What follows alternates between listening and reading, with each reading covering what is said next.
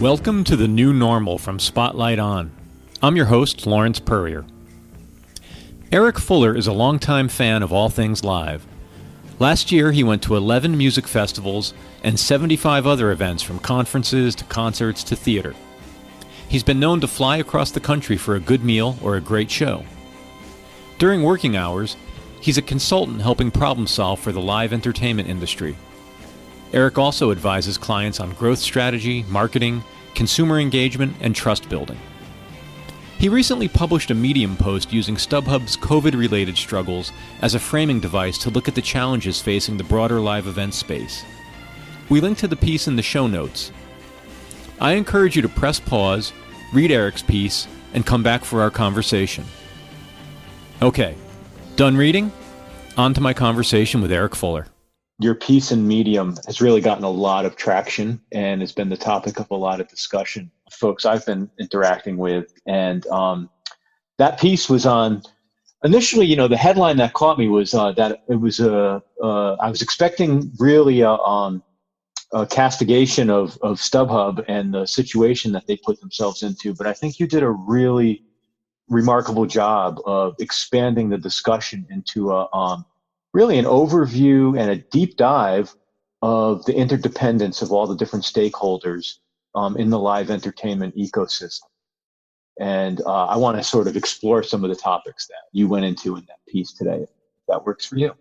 I'd be happy to do it. That's great.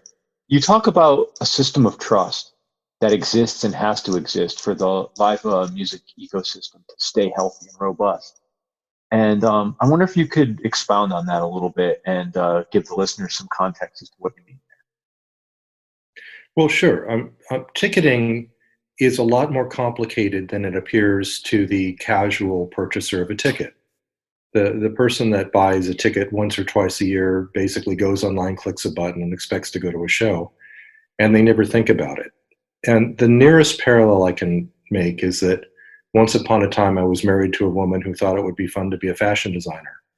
And so I said, okay, sure. Never thinking that in order to make a dress, you had to figure out how to design it, where to make the pattern, who would sew it, where do you buy the label, where do you buy the zipper, where do you buy the button, where do you get the box that you ship it in? Do you put it with a hanger? Do you ship it in a bag? And the more that you went, the farther down the rabbit hole you would have to go before you could figure out how to do something as simple as sending a dress to a store and getting paid for it. Tickets, in many ways, are like that, because there isn't anything to ticket unless somebody decides to put on an event. And only then do you get to the point of ticketing and the whole sort of complex matrix of who's in charge of ticketing at any particular arena, which is a whole another hour we don't have today. Once you cross that rubric, then the question is, who are you buying the ticket from? Are you buying the ticket from the primary market? And if you're buying it from the primary market, in what priority are you to buy it? Do you have a Citibank or an American Express card? Are you a Facebook fan of let's call it a band? Or do you have a Spotify passcode? Or do you have a venue passcode, or do you have a Live Nation or Access passcode? Then there was a lot of discussion about this a number of years ago when Attorney General Snyderman of New York laid out the complexity of getting a ticket. Ultimately, at some point, the tickets all get bought to a show that's in demand. To a show that's not in demand, there's nothing to talk about. You can walk up the day of the show and buy a ticket at the door. But to a show at demand, the demand might be 2x or 10x or 100x availability of supply. And that's where the trust factors come into play, because you have multiple parties that are involved in trying to correct the supply and demand mismatch. And that's where you get the speculators, both large and institutional, or small and using a $3,000 Visa card and hoping like heck they can sell enough tickets to pay the payment before the interest kicks in. And the mechanism of both the delivery of the ticket from the buyer to the selling market, and from the market to the ultimate fan that's going to go. It's just incredibly complicated at every level. And the more the technology gets layered on to make tickets electronic only with rotating QR codes, the more places there are to have a glitch, and the more systemic issues there are that have to be built so that you can remedy the glitch, because the show's going to start whether or not you're there. Something I learned, frankly, in O'Hare Airport one year at Christmas, as I was running late to a flight, and I watched the flight before mine leaving as a guy ran up to the gate waving his ticket at the gate agent and said, wait, I have a ticket. What am I supposed to do? As the plane backed away, and the gate agent said, use it to wave goodbye to the plane because it's gone. It's the same thing. And so, given that there's a web of interest and a web of parties, from the person whose initial idea was to stage an event and the talent they secured and the ticketing partners they brought to the table and the venue and their interest and all the people down the line, and you end up with a consumer doing a transaction somewhere to get a ticket. Everything you just described, how do you think that plays into the mind of the consumer? What is the consumer thinking, and more importantly, expecting when they buy the ticket and now in a situation when the events are in question? Well, those are two very different questions. I'm going to break it in half. Up until this happened, up until this immediate pandemic problem that we're having, what had happened was we had changed the perception of the consumer from the idea that buying a ticket resale was risky, that you were going to get handed a ticket that might or might not work, and your money was at risk, and you would be nervous, and your date might be mad at you because he or she didn't get to see the person they wanted to see, and your night would be shot. The genius of StubHub and some of the early electronic marketplaces, Ticket Network, was that they sort of instilled in the consumer a security that tickets that were bought over the internet were safe and that they would work. And frankly, they did. They are safe and they did work. And that security became so pervasive that you could have multiple marketplaces spring up, and all of them got enveloped in the blanket of security that was created by the early pioneers that took all the arrows in the back to build that.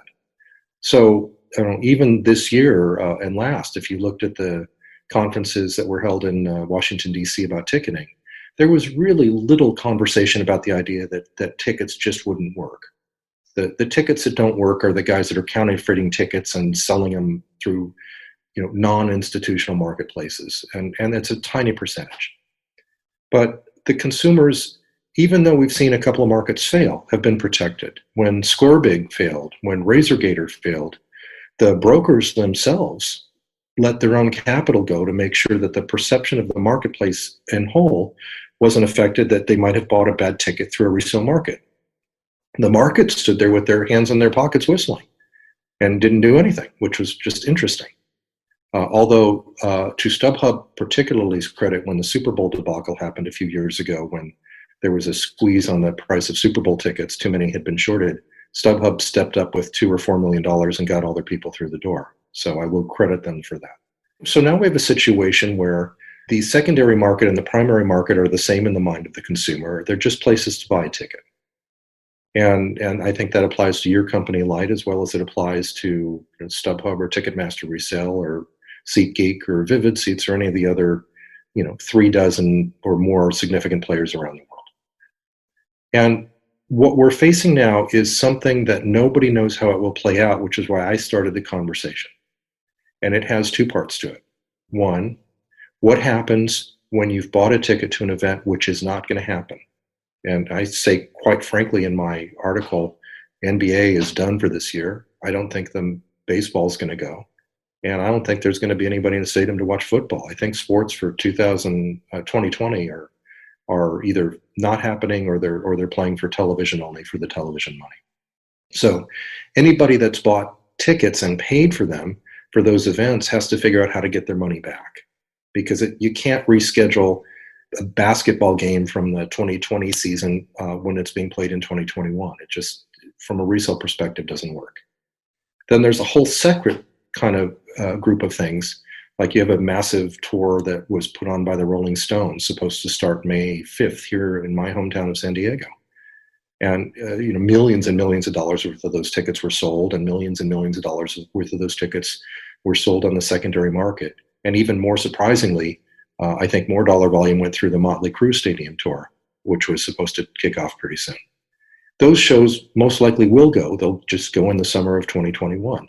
So for those kind of shows, probably people that are holding those tickets are fairly confident that unless Mick has another heart problem or Nikki Sixx goes back to mainlining heroin, they'll just have to wait a minute and they'll see their show. So less urgency, right? It's like a flag post. It's like you work to the flag. We're going to get through this pandemic. Life will return to normal. And at the end of it, I'm going to get to see my show anyway. So one group of people, their shows are canceled and they're not going to happen. And one group of people, their shows are in the future. And most of them are going to want to go, in my opinion, right? So is there enough money to make the people whole whose shows are canceled? And if so, how do we do it? And that's why I spent so many words trying to walk people through the math, because there's a perception in the public that StubHub owns all the tickets that they sell. And so why won't StubHub just give us back the money and they'll go collect it? Well, I mean, they've got to collect it ticket by ticket by ticket. It's hard to do. So the conversation that I'm trying to start, and I'm doing some other things that you'll see coming up very quickly, is as an industry, all of us have a stake in this. The primary and secondary marketplaces have a stake, because otherwise they'll be looking at regulatory intervention, like we've just seen with the mandate, the federal mandate that airlines refund passengers for flights which are canceled, not just give them credit.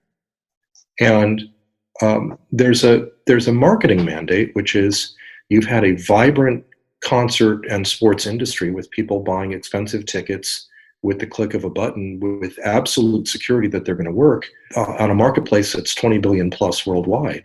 How much damage do you want to do to that marketplace, and how do you prevent that damage? Because recovering from damage at scale is a decade. It's not a short-term thing. One of the things that you spoke about was this concept of an antitrust exemption for a sort of a consortium of entertainment interests, whether it's concert promoters in whole, the sports leagues all together. Can you talk a little bit about what would be the need for that, and what would be the hopeful outcome if that were able to happen? Well, I think there's two really, really important parts, right? One is the ticketing system works, but it works like a Russian bank. I mean, it's not really logical.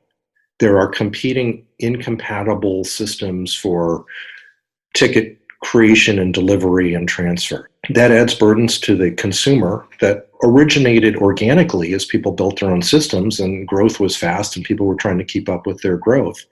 Now we have half a year or so to sit down and think about, maybe we want to make this all compatible. And you know, the good news of having some gray hair is I remember when VHS and Betamax both came out at the same time, and we forced people to choose which system they were going to buy, or we made clunky ways that they could kind of bounce between having both with an A/B switch or something. There's no reason that we couldn't talk about integrating a unified ticketing system so that it's easier to deliver tickets to consumer, and we have probably better security because there's less holes in it. So to your mind, would that be one set of plumbing with different consumer front ends, so that the fan could, the marketer, brand, and fan could have their own relationship and their own, you know, their own selling proposition, but there'd be a common set of plumbing for issuance and access control? Sure. And think about cell phones as the easiest example, right? You can buy, phones from Apple, or you can buy them from Samsung, or you can buy them from Google or Amazon, or the grocery store phones when you're on the run, where you just have 20 minutes and then you can throw it in the ocean and get another one. But they all My work. preferred method. Absolutely. Why not? That's right. Yeah. I want to be frank and earnest with you. I'm frank in New York and earnest in Chicago. But you don't have to figure out how to get your cell phone to log on to its independent, unique spectrum and figure out how to make that spectrum connect to the spectrum of the person who you're trying to call. And there's no reason for ticketing to work that way. And now we have time. We have time to think about fixing the plumbing, which, by the way, solves a lot of the security holes that people are concerned about. That's one part of what needs to be talked about. The other part of what needs to be talked about is that we were in a robust economy. I mean, money was freely flowing. People were paying, in my opinion, stupid amounts of money, to go see, a tiny dot 800 yards away from the top of a stadium because they wanted to be there. I don't think that's going to exist for a while when we get back. So now everybody that's been thirsty for 6 months or 9 months or 12 months is going to try and restart. And if you try and shove too much product out the door, your system topples. And lastly, if you think about the idea that we've had a global shutdown of every venue, of every tour, of every theater company, we need time to reassemble them. It's wonderful if you want to play, but who's going to sell the hot dogs and rig the lights? How are we going to make sure that before we roll Taylor Swift in with 95,000 people to go to her twice delayed or whatever number of times they delay her Love Festival, that the systems are going to work and the plugs that haven't been used for a year actually fire up? Yeah. So we have to roll it out. It sounds like of the 3 points you raised there, the middle one is really the one where there's some impact around sort of trust issues, because that speaks a little bit. It sounds like in the absence of antitrust protection, it could be collusion in terms of people planning when to route tours, people planning how to price them. If you want to have a marketplace where things are more affordable for a period of time while things ramp back up, you would need that sort of intra-industry cooperation that, in the absence of some kind of antitrust protection, is essentially collusion. That's absolutely. It's after you, no after you. Look, you've got Bottle Rock rescheduled to go the week before Coachella takes their next 3 weeks. Boston Calling just gave up and canceled. That's what October looks like. I don't think any of those go in October. So now what do? Do we put them back in the spring? And then is Coachella 2020 a week before Coachella 2021? And how many weekends are available for festivals, and how many people are showing up for a festival? You've got half a year or more of sports that never went this year. Are you going to try and jam those all in so sports are running 12 months on top of each other? You have to think about, in a post-pandemic economy that's not at a roaring 20s boiling point, where this entire millennial generation is for the first time seeing that prices go down. What happens to free spending? I remember what 2008 looked like. I was in New York with the Secretary of the Treasury and President Clinton and all the big hitters at the Clinton Global Initiative, while they were saying it's all going to be fine, and they were forcing Bank of America to buy Countrywide one day and Merrill Lynch the next. But if you can read a room at all and you looked in the eyes of everybody you were talking to, nobody had any idea what was going to happen. And that shutdown was nothing like this one. We've closed the economy. Yeah. So let me ask you this: can you tell me a little bit how you see the difference between Motley Crue and the Rolling Stones going in the summer of 2021 versus the summer of 2020, and why that's not the case of, I'm holding a Golden State Warriors ticket for March 26, 2020, and I'm just going to get that same game in 2021? Why is that not analogous in your mind? I think that it's analogous, but remember that, let's start with many of the seats that are resold, and I'm talking about resold seats, all right? Mm-hmm. People that have tickets from the teams directly will have the ability of taking a credit from the team and applying those to seats in the next season. So those are easy. But the people that bought a set of Warriors tickets on the secondary market, or Green Bay Packers tickets, or tickets you can't get because their season ticket holders have all the seats, or all the seats you'd want to sit in, those season ticket holders may not still have those seats next year. Let's start with that. A lot of people that have seasons aren't renewing them. A lot of brokers that own dozens or more of seasons can't renew them because all their money is tied up in their 2020 seasons. They're not getting their money out of it, and they can't come up with the money to pay for the 2021s. So where do you get those seats from? Gotcha. Right. Okay. That's clarifying for me. I thought another interesting topic you went into was sort of your opinions as to which sports are going to be suffering the worst impact. I think you may have even phrased it as, who's not going to make it, who's at greatest risk. Could you talk a little bit about your thinking behind how you sort of stack ranked the vulnerability of each of the major sports? Yes, but in fairness, I have to tell you that I'm much more of a concert guy than a sports guy. So what I know about sports is just from what I've seen in demand, having spent 10 years with my hands deep in these marketplaces. Baseball has just a ton of games and a ton of tickets, and there's just always demand.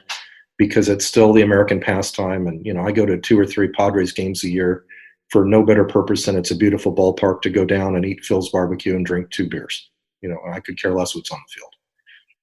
But I'm 25 feet behind home plate when I eat barbecue and drink the 2 beers, and it's just a lovely way to spend the late afternoon and early evening talking to whoever I'm there with. And once in a while, a ball goes over the wall and you stand up and yell. Okay. That's baseball.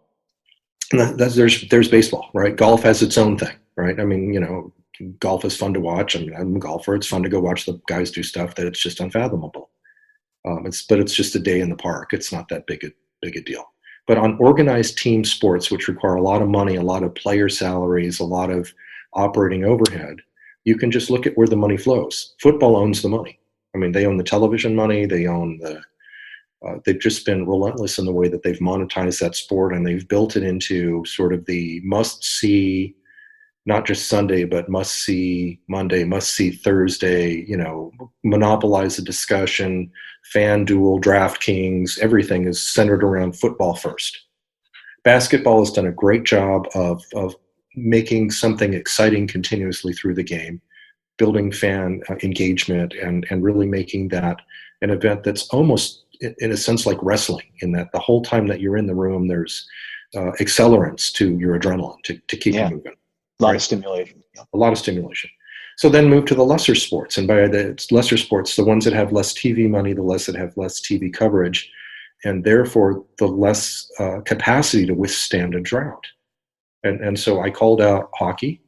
Well, maybe unfairly because I'm in San Diego where it's warm and we're not a hockey climate. But my impression is hockey is less capitalized than football, baseball, and basketball. And I called out wrestling because it's just like a stage sport, right? It's theater.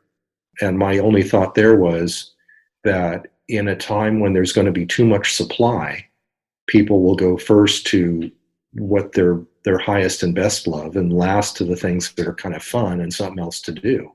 But in a time of money being tighter or time being compressed, those are the last things you have the opportunity to go to.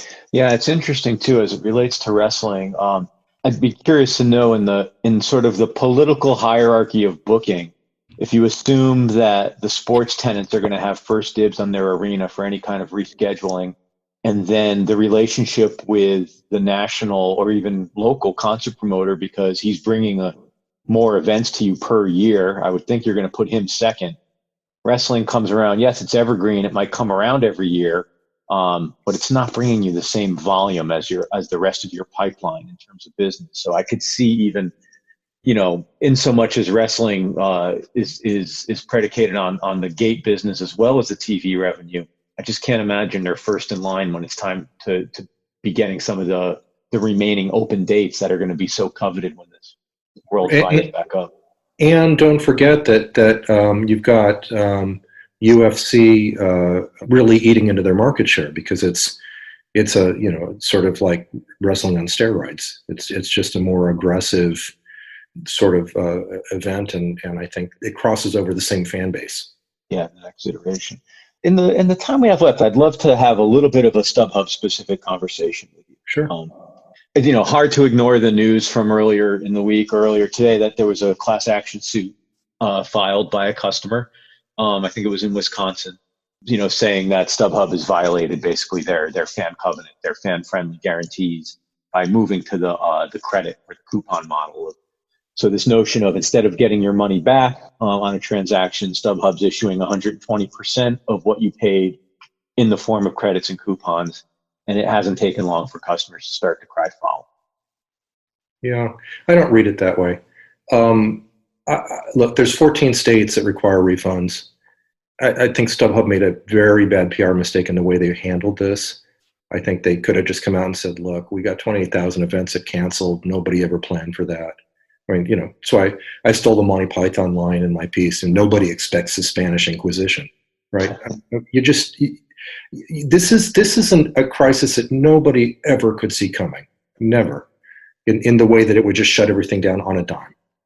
So the class action suit, lawyers file class action suits. They could file a class action suit against us because they wasted our time because this podcast wasn't interesting to them. I mean, it doesn't make any Easy difference. there. Right? I'm not saying they're going to win, right? But you could file it. You could file it. So I mean, that's somebody that's taken a swing to get first in line to try and get some money to go away, and they're going to get blown out if there's a bankruptcy. It's a publicity move. Sure, of course, StubHub violated their terms and conditions. Their terms and conditions at the point the person bought the ticket was you get a refund if you can't get the ticket or the event's canceled. But they can't pay. So, it's the same force majeure clause argument that's, being put in place by everybody that's saying we're not holding our festival in March of 2020 or 2020 because we can't. The government shut us down. So put aside for a second the relative futility or the relative merits of a class action suit and being able to collect on it or not, because it dovetails directly into another really interesting part of your piece, which was the signs someone's about to fail. And I think that was really stark to see that there's really a few essential components that an observer can look for when a business is distressed. And you outlined a couple of those things. I wonder if you could talk about them here and how they lead you to your conclusions about stuff. Sure. Business is really complicated, but at its core, it's really simple. Business, and we're back to trust. All business is about trust. There's a trust between the merchant and the consumer. There's a trust between the partners in a business. There's a trust between the merchant and its suppliers.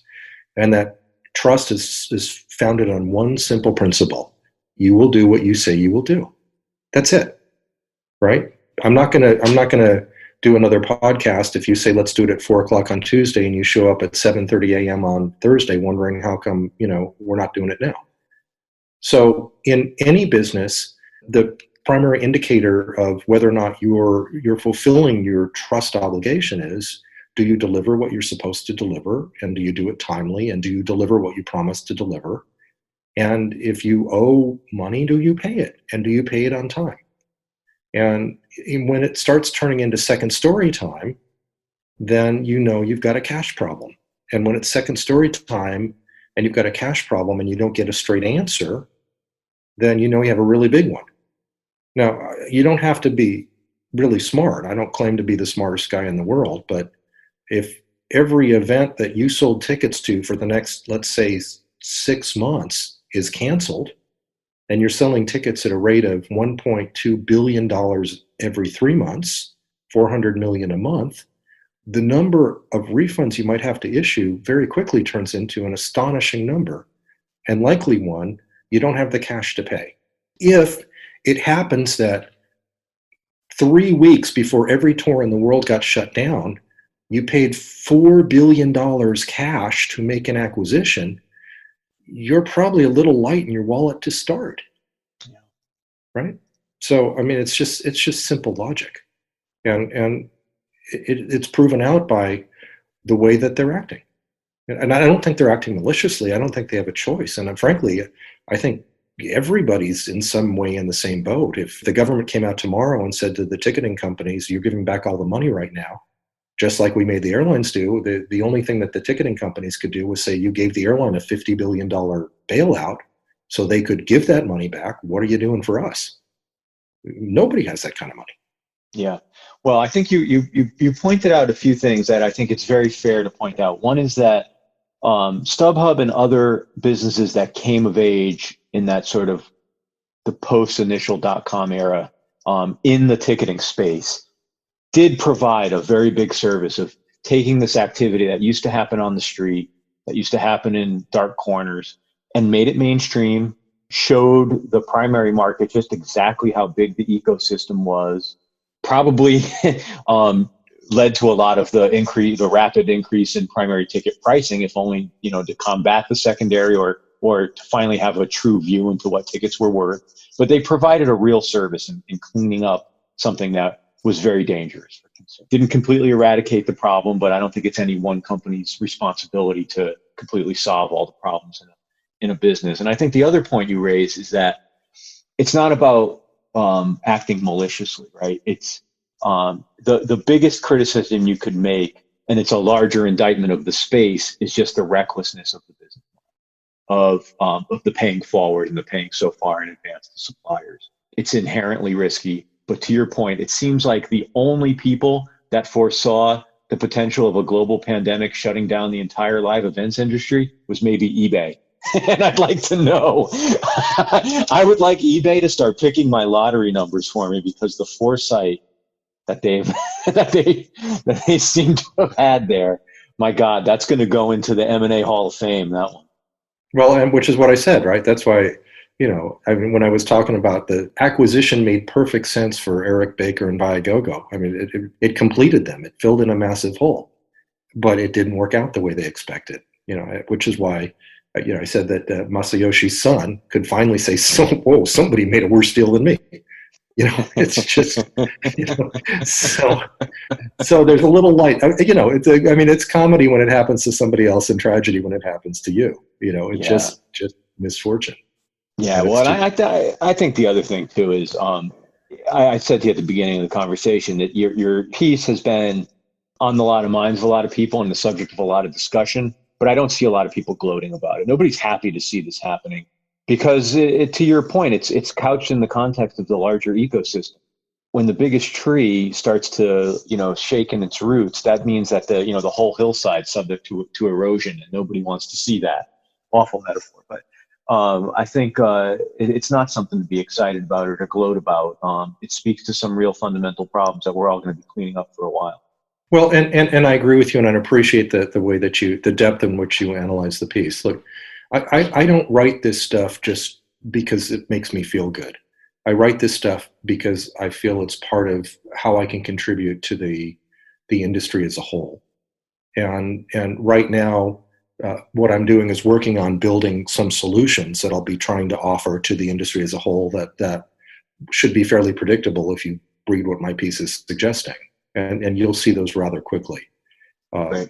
Yeah, for a living, I consult all across this industry, and in the past it was easier to do because we were just arguing about how do you price something, and where's the balance, and what's the fairness, and whose ox is getting gored.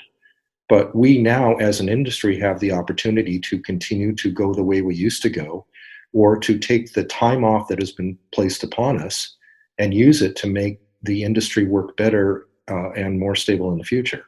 So that's what I'm advocating for. And since I have the capacity to communicate through certain channels other people might not have, I'm using it. And I hope it makes it better for everybody. Well, I think on that note, I think I'd love to stay in touch with you over the coming weeks as we see how this evolves, as we see how the StubHub situation plays out, as you start to develop some of the things and roll out some of the things that you've been talking about. I'd love to catch up with you again and check in. Anytime.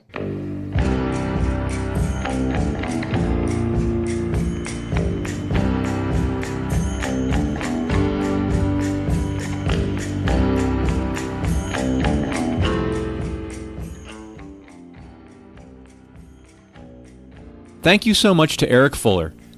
Thank you also to our editor, Craig Snyder. Thanks to Ant Taylor and the entire team at Light. If you'd like to share your experience living in the new normal, hit me up at lawrence@lyte.com. That's LAWRENCE@LYTE.com. I'd love to hear from you. Thank you so much for listening, and stay safe.